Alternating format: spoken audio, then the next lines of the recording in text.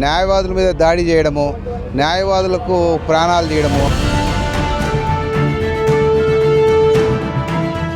మేము వాళ్ళకి న్యాయం చేయాలంటే మాకు రక్షణ చట్టం తప్పకుండా అవసరము.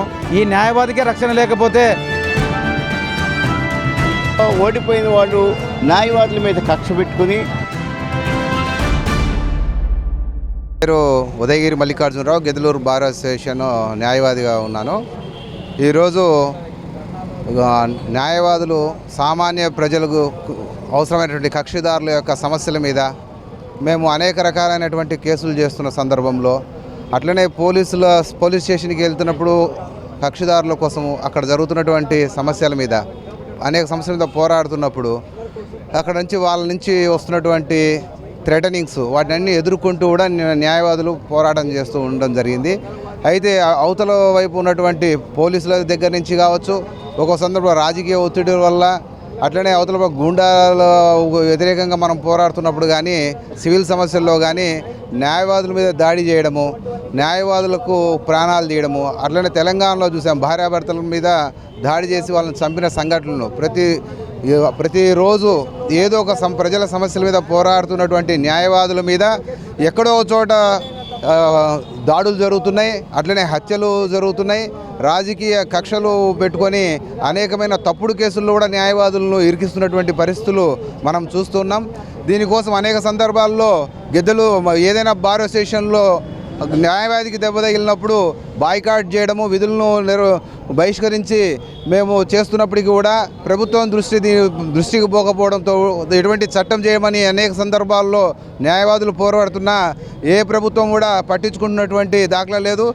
త్వరలోనే న్యాయవాదుల రక్షణ కోసం చట్టం చేస్తామని చెప్తున్నారు, కానీ దాని సరైన ప్రణాళికలు ఏ ప్రభుత్వాలు కూడా తీసుకోలేదు. దానికోసం మన డోన్ నుంచి ఈశ్వరయ్య గారు, అట్లనే లెక్కశెట్టి తులసి ప్రసాద్ గారు అక్కడి నుంచి ఒక నిర్ణయం తీసుకొని అక్కడి నుంచి పాదయాత్ర చేసుకుంటూ 14 రోజులు పాదయాత్ర చేసి మన లోకేష్ గారికి వినతి పత్రం ఇవ్వడం జరిగింది. అలానే డిప్యూటీ సీఎం ఆఫీస్లో కూడా వినతి పత్రాలు ఇవ్వడం జరిగింది. తర్వాత కూడా ఒక నిరాహార దీక్ష చేయాలనేటువంటి పట్టుదలతోటి ఈరోజు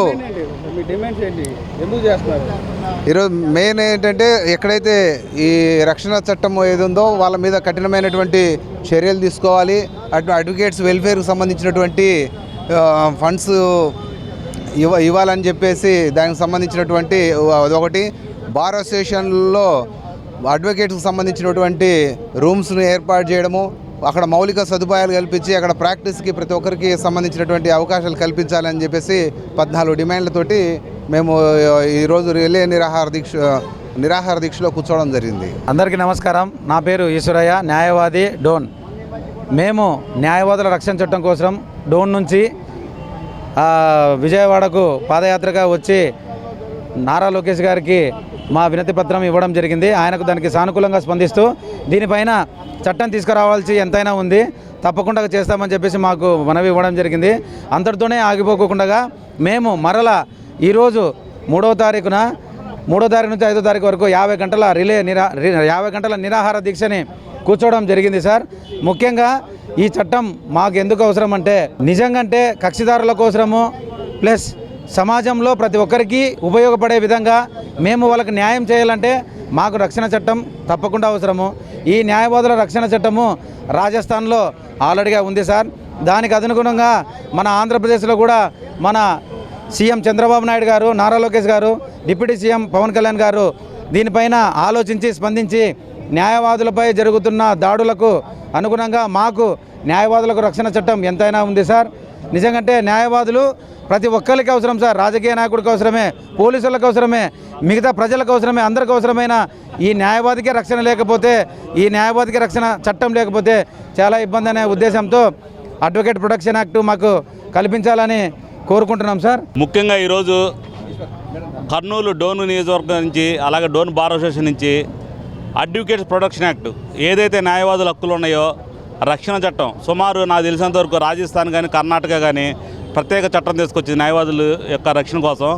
ఎందుకంటే న్యాయవాద రక్షణ అవసరం అంటే, ఏదైనా సరే సమాజంలో జర్నలిస్టులకి కానీ అలాగే ఎంప్లాయీస్కి కానీ అలాగే కొంతమందికి ఐఏఎస్ ఐపీఎస్ ఆఫీసర్లకు కానీ వాళ్ళ ప్రొటెక్షన్ ఏదైతే ఉందో న్యాయవాదులకు కూడా రక్షణ చట్టం కావాలని చెప్పి ఇది గత 10 సంవత్సరాలు జరుగుతుంది. ఇది తప్పనిసరిగా ఆంధ్రప్రదేశ్ చేస్తానని చెప్పింది. అందుకని చెప్పి ఏదైతే న్యాయవాదులు దానిలో భాగంగానే ఈ రోజున రాయలసీమ నుంచి ఎన్నో 400 కిలోమీటర్ల నుంచి వచ్చి ఈరోజు చేస్తున్నందుకు బెజవాడ బార్ అసోసియేషన్ నుంచి మద్దతుగా ఉంటుంది. అలాగే ఎప్పుడు కూడా మేము న్యాయవాదులకు రక్షణ చట్టం కావాలని బార్ అసోసియేషన్ కూడా చాలా రోజులు చేస్తుంది. న్యాయవాదులకు రక్షణ చట్టాన్ని రాబోయే రోజుల్లో అసెంబ్లీ సమావేశాల్లో ఏదైతే గవర్నమెంట్ ఉందో గవర్నమెంట్ తప్పనిసరిగా చట్టం తేవాలని చెప్పి ఈ సభావేదికగా తెలియజేస్తాం. మణిప్రియ అండి నా పేరు. నేను జూనియర్ అడ్వకేట్ అండి. ఈరోజు రాష్ట్ర వ్యాప్తంగా ఎన్నో రకమైన దాడులు అడ్వకేట్స్ మీద జరగడం మనం చూస్తూ ఉన్నాము. ఎవ్రీడే జరుగుతుంది. అయితే కొంతమంది చెప్పుకోగలుగుతున్నారు, కొంతమంది చెప్పుకోగలగట్లేదు.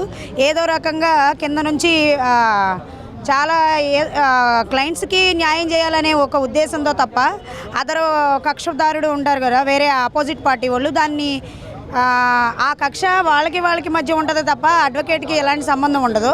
దాని గురించి అవతల పార్టీ వాళ్ళు ఇలా లాయర్ గారి వాళ్ళ మీద ఇలా చేయడం అన్నది చాలా వరకు ఖండించదగ్గ విషయం అండి.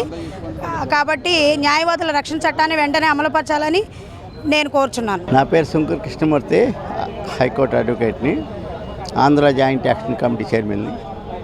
ఈరోజు మా న్యాయవాద మిత్రులు చేస్తున్న దీక్ష చాలా సహేతుకరమైనది.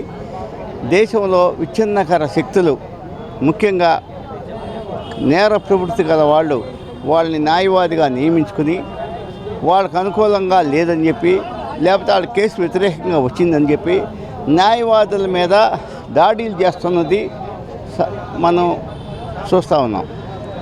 అటువంటి సందర్భంలో న్యాయవాది నిష్పక్షపాతంగా ఎవరు ఏ కేసు ఇచ్చినా సరే ఇరుపక్షాల తరఫున వాదిస్తారు. గెలిచేవాళ్ళు ఒక్కళ్ళే. ఒకవేళ వాళ్ళు రాజీ చేసుకుంటే ఇద్దరు గెలుస్తారు. కానీ ఇవాళ మెజారిటీ 95% కేసులు కంటెస్ట్ జరుగుతున్నాయి, 5% రాజీ జరుగుతుంది. ఈ సందర్భంలో ఓడిపోయిన వాళ్ళు న్యాయవాదుల మీద కక్ష పెట్టుకుని వాళ్ళని హతమార్చాలని, వాళ్ళని దెబ్బతీయాలని, వాళ్ళని ఏ విధంగా అయినా సరే లేపేయాలనే ఉద్దేశంతో కొన్ని క్రిమినల్ నేచర్ గల శక్తులు దేశంలో మనం కోకల్లో చూస్తున్నాం.